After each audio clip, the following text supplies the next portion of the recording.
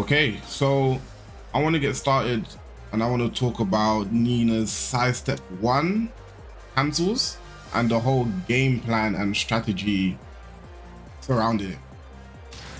So first thing I want to talk about, it's important to know that sidestep 1 by itself is actually -10, so you're negative there, actually punishable. What changes is when you cancel from it. So sidestep 1 into cancel, forward cancel, that leaves you at +10.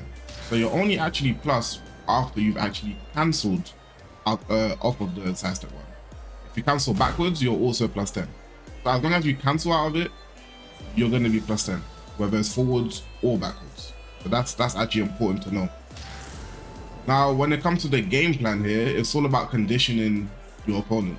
So if your opponent is not pressing anything here, right, and you're cancelling, you're free to cancel into another sidestep 1, for example. Sidestep 1, and then cancel backwards into sidestep 1 again, right? This is if your opponent is just not pressing anything, assuming that they've been conditioned. But how do you condition them? So if your opponent is someone who tends to press a lot of buttons after you do something, so we're gonna set the training dummy here to actually press buttons on block. Yep, like this. Yep. Okay. Set this. Now when I press a button, Tajir is gonna attack me with his 10 frame. Now, so if I do this, and I was to try and cancel, you see how I'm getting interrupted? If I try to loop the sidestep 1, because I'm not actually plus, because I'm cancelling into sidestep back, but then I'm doing another sidestep left, right? So there's not enough, I'm always going to be negative there. However, because I'm +10 after the forward dash, I'm always going to win this interaction there. Whether I do forward 4, forward 1, which is really good because it leads into a full combo, so you can do what you want after this. You can do forward while standing 1, right? I mean while rising 1, so you can do forward while rising 1. So you get this and that. You can do forward 2 if you want. So you pretty much, like, the world is your oyster here. You have the freedom to pretty much do whatever you want in this situation. Right, you're +10. You can pretty much do whatever you want. So that's the layer 1, right? You want to condition your opponent to stop pressing after you do sidestep 1. So you want to do sidestep 1 into real stuff. What I like to do is sidestep 1 into while rising 1. So I loop this a lot. The reason I do this is because on block, if I take, how do I take this off? If I take this off, not set.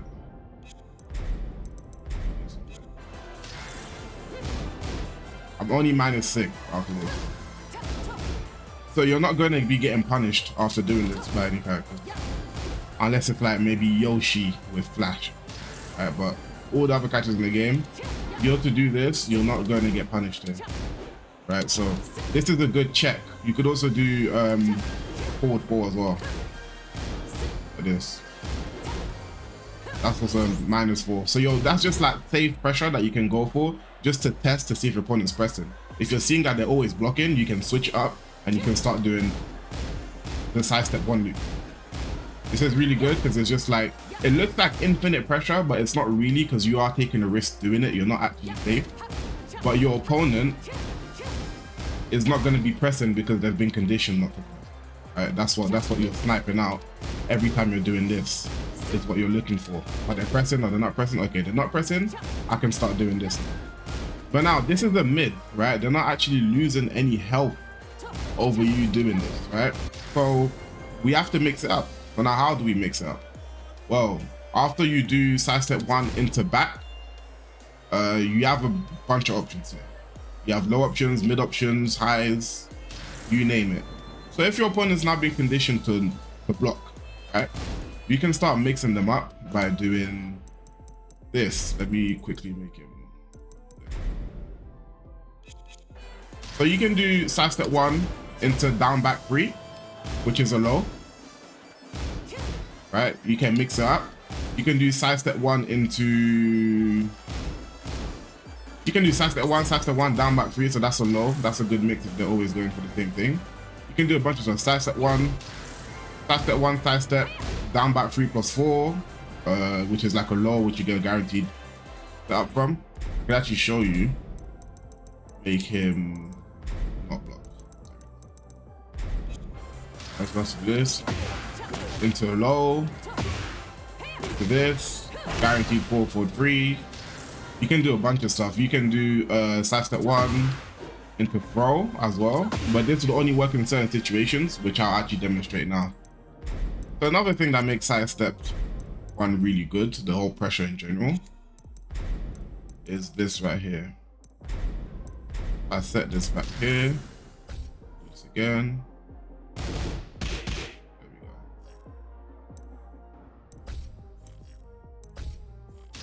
Right. Now here are things that you can do if your opponent is always pressing as well. This is more on the evasive side of things instead of like trying to get a counter hit. So like this, for example.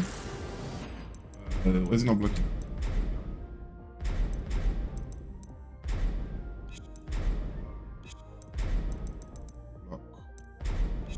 There we go. So outside of getting counter hits like that, for example, you could also be evasive with it. You could do this. As you can see, I ducked the first hit of that, which allows me to do things like this. Get a throw.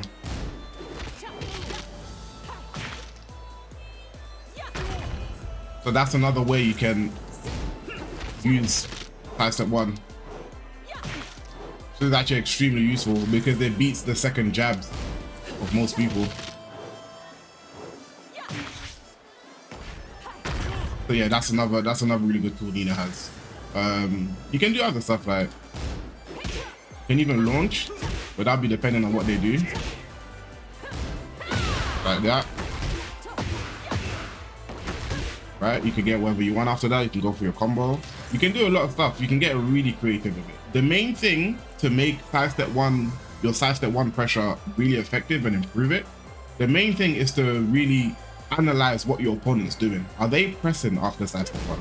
Right? If they are pressing, you can take advantage of that. Right?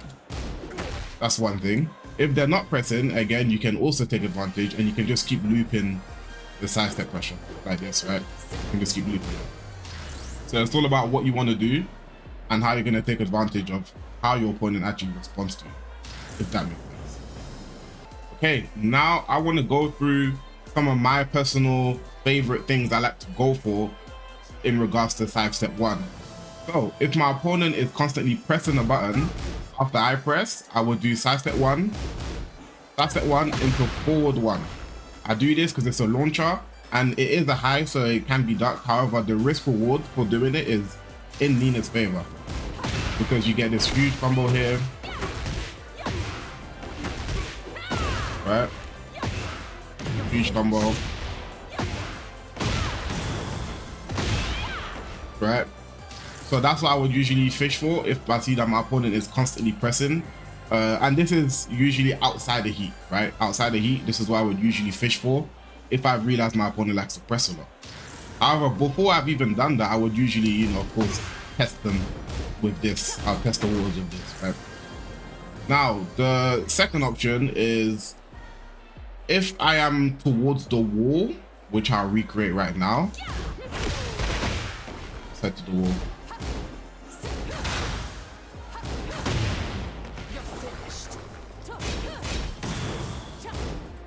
Right, so if I'm towards the wall, I could do sidestep 1 into forward 2, like this. Oops, my bad. Right, which is a heat engager, and even if you don't have heat, it doesn't matter, you'll still be put to the wall, like this. And then you get your restand combo into whatever you want to do there. So that's just more of an awareness sort of thing. Close to the wall, you want to do forward 2. Forward 2 is safe anyways, you're -8. So there's no real risk into doing it, and it's also a mid, so it can't be dark or anything like that. So it's pretty safe to do, and the reward is very good, very much in your favor. Get the wall combo. Third option here is you can go for slide. Sidestep 1, slide. So if your opponent is responding with a high a lot of the time, your slide will go underneath, low profile, and again, you get a pickup combo off of it. So this is another really good option here.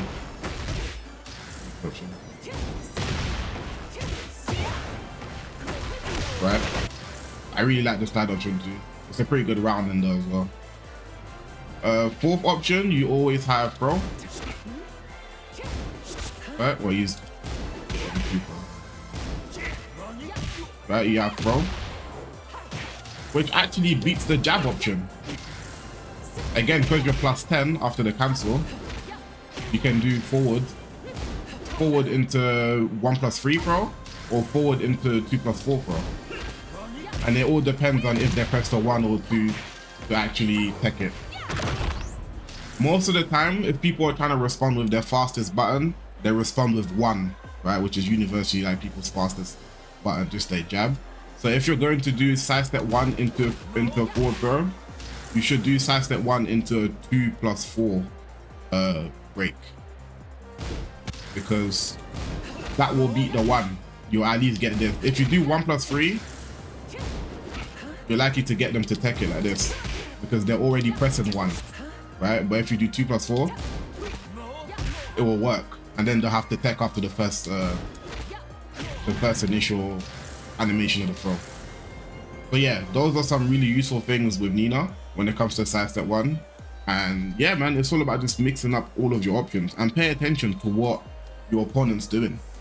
Really pay attention to what your opponent's doing. Now, if your opponent is ducking, forgot to mention this, if your opponent is ducking after side step 1, what I like to do is, so can I set him to duck here? Can, right? Action after heel block. There we go, crouch block. That.